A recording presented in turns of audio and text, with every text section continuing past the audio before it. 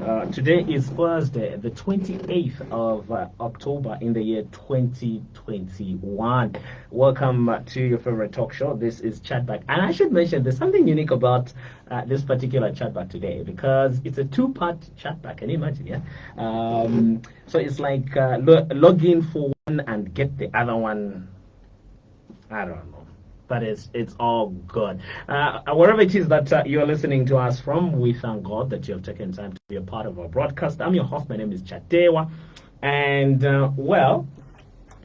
you've heard us play quite a number of messages, both as adverts as well as vox pops from various people talking about breast cancer, and there are a lot of organizations that have come on board in that regard, and also a part of what we are trying to do together there to combat this very, very deadly ailment that does affect especially the women. And so today, among the various institutions and the various partners that we do have Ipsos Zambia. They will tell us a little more about themselves. They're an organization and why they are taking interest in this particular subject matter. To help us discuss this very important issue, we are joined in by the country president for Ipsos Zambia, Mrs. Kaluba. Mrs. Kaluba, good morning and welcome to ChatBack on Radio Christian Voice. Good morning and thank you for having me. All right. First things first, there could be people that are hearing Ipsos Zambia for the very first time. What are you all about? Okay, thank you, Chatewa. Ipsos Zambia is a research organization headquartered in Paris. We are experts at collecting data and disseminating information to various stakeholders. Mm-hmm. We collect data on behalf of corporate institutions as well as collect social information about different topics, polling for different sectors as well as NGOs. So that is who we are. We conduct a lot of market research, feasibility studies, and opinion polls. All right. Now, let's talk about the issue of breast cancer. Mm-hmm. Before I ask you about what kind of activities you're involved in, mm-hmm. Why is Ipsos getting itself involved with a matter of health? Okay. That's a very interesting question. So as I mentioned earlier, we actually conduct a lot of studies in the social space, mm-hmm. and health is a very important aspect in our country. So as we have gone about conducting various surveys, we have come to realize that the feedback that is coming from our medical experts is that there is very little awareness around breast cancer. There is very little awareness, first just around the subject of cancer in this country. Mm-hmm. But more so when you talk about breast cancer and the impact that breast cancer has, how the women suffer when they get breast cancer. So when we have come to look at those statistics and understand how that if there is early detection, you stand a better chance of getting adequate treatment. Some of the topics or some of the things that have been highlighted as a reason to why there is late detection to breast cancer is that there is low awareness. Mm-hmm. So as a responsible corporate citizen in this country, we have taken it upon ourselves to be a responsible party to raise that level of awareness so that our women can be more aware on how they can detect breast cancer a little bit earlier than is currently pertaining. One of the challenges with regards to ailments such as cancer is a perception that this is a health condition or an ailment that is for the opulent, for the elite. Mm. The lower income bracket can't get cancer. And some of those perceptions, what would you advise as a research think tank to try and break down some of those wrong myths. All right, thank you. As you have said, it is a perception, Mm-hmm. and a lot of these perceptions are unfounded. We are a society that is socialized a certain way, a society that is socialized to believe that certain things will only occur to you or will only happen to you based on your income bracket or based on the area that you live in. Mm-hmm. Unfortunately, for health, I'm not an expert as far as health is concerned, but when we look at the statistics, for health, you find that it doesn't choose where you live. It doesn't choose where your family comes from.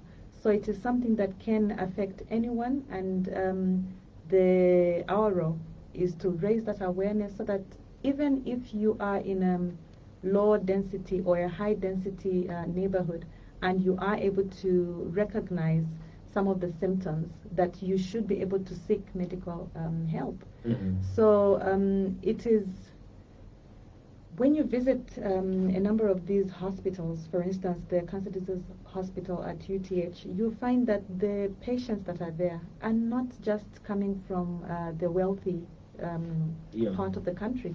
You find that everyone gets affected. Gets affected, yeah. Yes. So it's something that cuts across. Yeah. From the standpoint of Ipsos, what kind of activities have you laid down, other than, of course, one such as this, to come on air and talk to the masses? What other activities have you put in place? Okay. So we have been very consistent in trying to raise this awareness. So for everyone that follows us on our social media platforms, that is our Facebook page, our LinkedIn, our Twitter, Instagram, we are sending out messages on a regular basis just to let people know that this is Breast Cancer Awareness Month. This is how you can go about to examine yourself as a woman and check if there are any lumps or any changes in your body, in your breast structure or appearance. And if there are changes, please go and seek medical help. We have also come up with, of course, being Breast Cancer Month, it's pink ribbon. So we are encouraging people to put on pink ribbons, as well as take part in what other corporates are doing.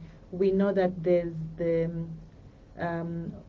Duku activities going on. Mm-hmm. So Ipsos Zambia is a part of that and is posting pictures with women wearing Dukus just to raise that awareness. To raise the awareness. Yes. But do you feel, from your research, do you feel that the pre-scan or pre-test activities around checking for cancer are sufficient enough? I ask this question because generally cancer is almost synonymous to, a death sentence, and so sometimes if a person is not properly counseled and then told about what might happen, whether the results are positive or negative, might affect how long they would live. So do you feel that we are doing quite as well enough as a country in terms of the pre-test counseling? I think the issue right now is about awareness. Awareness, yeah. Yes. The same goes with various other symptoms that we experience. If you have an itch in your throat, you start to cough, it may not be COVID, it may be something else. But Yes. the important thing is you're able to recognize that symptom and seek medical help. I think that it's fantastic that our medical professions have come up with simple self-awareness things that we can do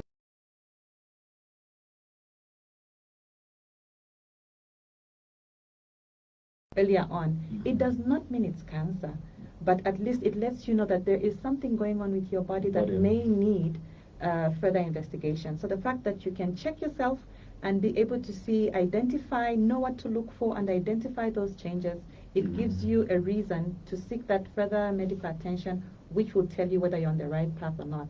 And if you are indeed diagnosed with cancer, the earlier you get that diagnosis, you stand a better chance of but your getting chances help. are better. All right, you're listening to ChatBack on Radio Christian Voice. It's coming up to 9:50 in Central Africa. This is the Breast Awareness Month, and as you have followed Radio Christian Voice, bringing in various voices, and today we are talking to the research company that is Ipsos Zambia, who are located here in Lusaka, but it's a global company whose headquarters are in Paris, in France. All right, and our guest is Mrs. Anne Kaluba, who is the country president for Ipsos Zambia. Now, talking about awareness, I know that Ipsos, one of the key areas that you do a lot of research on is media monitoring. How would you rate the performance of us, the media in general, when it comes to raising awareness, not only maybe on breast cancer, but on just on matters of health? I think. Okay, let's put it breast cancer for now. We might open a Pandora's box. I can see what you're doing. Yeah. In terms of general awareness, I will still respond to your earlier question. Yeah. In terms of general awareness, I think that the media has grown significantly compared to where we're coming from even just 5 years ago. The media has been very proactive in talking about a lot of these things that were myths to talk about a couple of years ago. So fantastic job there. Specifically to breast cancer awareness, I would have to pull out the statistics to tell you exactly which media is doing better compared to which to the other. Yeah. But generally speaking, even on social media, you can see that there is appetite. There is a lot of activities going on, and the media is covering a lot of those activities, whether it is prominent individuals, influential people, talking about breast cancer awareness. All that is being done, and I think it's kudos to the media. Again, another awkward off-cuff question. On the available media platforms that are in Zambia, now we are looking at about 4. So we talk about print, and there is also the electronic, which has got further breakdown between radio as well as tele, and I dare add also social media, which is now on the go. Of these platforms, which ones do you feel are most effective for campaigns such as these, or would you rather go with an integrated mix? Definitely an integrated mix. When you talk about breast cancer awareness, like we had talked about earlier, we are not targeting only the affluent women. We are targeting all women, regardless of where you are, regardless of whether you are in an urban area or a rural area. So if we're targeting people that are in a rural area, we will not just be looking at posting messages on social media or TV or print, for instance. We will want to get onto a platform that gives us wide coverage, and so radio then becomes very important. But then we also don't want to miss out the youths, and we know that the youths right now are constantly on social media. So you do want to ensure that for a topic such as this, which cuts across different segments, that cuts across different socioeconomic classes, you do want to come up with a mix that addresses all the different segments. All right. So your social media, your print, your radio, and your TV becomes very important. The one part, though, which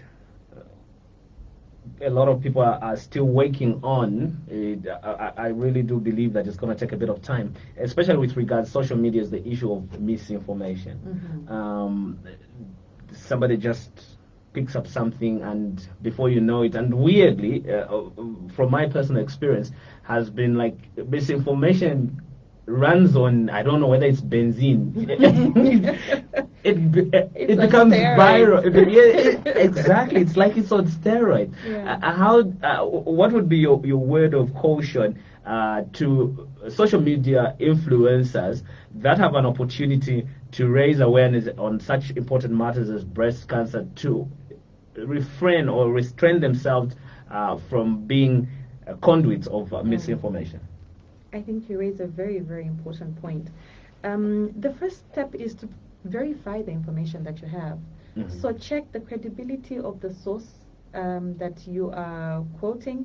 And secondly, for topics such as this, you have to follow the credible organizations, so Ministry of Health, institutions that actually know what they are doing. This is a medical topic, so getting quotes from people that are not necessarily medical professions may not give you a very accurate picture or a very accurate stance on a particular topic. So verifying information becomes key. How do you do that? Check your sources. Normally for topics such as this, you can triangulate. Yeah. So apart from just checking the place that you have gotten the information, check if it can be verified or collaborated with another place. Yeah. And if you can get that specific topic collaborated by 3 different organizations, it's probably true. And it's also important. I mean, in media practice, the part of the ethical requirements, as you said, apart from verification, is if you're not very sure that you are of whatever you're talking about, maybe don't broadcast it right then. But when you do get the sources, it's also important to indemnify yourself by crediting to say, according to Ipsos, 1, 2, 3, 4, 5, in an article that was published by, and so that at least there is,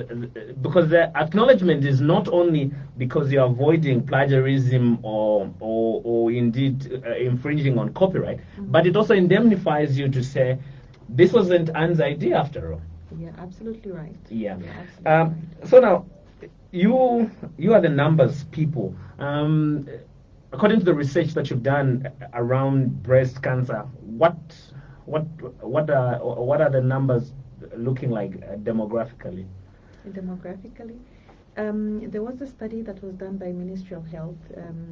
It's about 2-3 years old. The prevailing numbers for breast cancer are at about 19.9 people, women being affected out of about 100,000 women. That is not too bad a number, because when you look at the actual percentage, it is still in the 0 point. Yes. However, the statistic that is staggering is that over 50% of these women, when they get diagnosed, they are getting diagnosed at a very late stage. So that is a problem. It means that we do have a problem with awareness, we do have a problem with getting early detection, and that is a red flag. So as a country, we need to be a bit more proactive to raise the awareness. I think that we are not doing too bad compared to a couple of years ago when no one even knew what breast cancer was. We would not even be having this conversation because, like you say, it was perceived that breast cancer was something that affected a certain first of all, it started, first of all, it affected a certain race. Exactly. It was a problem for white people. The white people problem. Yes. Then it became a brown and black people problem. Now it's everyone's problem. And we have seen this with almost all other diseases, especially pandemics. Even we can't run away from the COVID. One of the challenges that we did face earlier on is that we spent so much time making memes and joking about it before we could actually come and realize that, oh, this stuff is more serious than it really is. And I also pray that that doesn't become the story as far as breast cancer is concerned. Your final word of admonition, your call to the women and, of course, the men, because we cannot talk about breast cancer without looping in the men. Yeah, absolutely right. I think it is something that affects everyone. So for the men, encourage your women to check themselves. And for the women, let's not wait for October. Let's not wait for a specific period where we remember that breast cancer is something that can affect us. I think that our medical facilities have been doing fantastic in inviting women to go and get checked, whether it's cervical cancer or breast cancer. So please stand in front of a mirror, get some instructions from your nearest medical facility on how you can check yourself, and just check for any changes in the appearance of your breast, any lumps and things like that. And if you do notice any changes, please seek medical attention. Ladies, if you do notice any changes as far as your breasts are concerned, please go ahead and check and seek medical attention. And the reason I guess why my guest said go and seek medical attention is because she does not encourage you to self-prescribe. So simply because you felt a lump, you could have been a lactating mother. Those things sometimes do happen in lactation. So you might just put yourself on cancer treatment when actually not. So the best thing is speak to the professionals. I've been talking to the country president of Ipsos Zambia, Mrs. Kaluba, as we continue with the awareness of the breast cancer month. We do have the news coming up at the top of the hour. After that, do join me as we talk budget. This is Radio Christian Voice. Don't go away. It's 10 hours on Radio Christian Voice. This time check is brought to you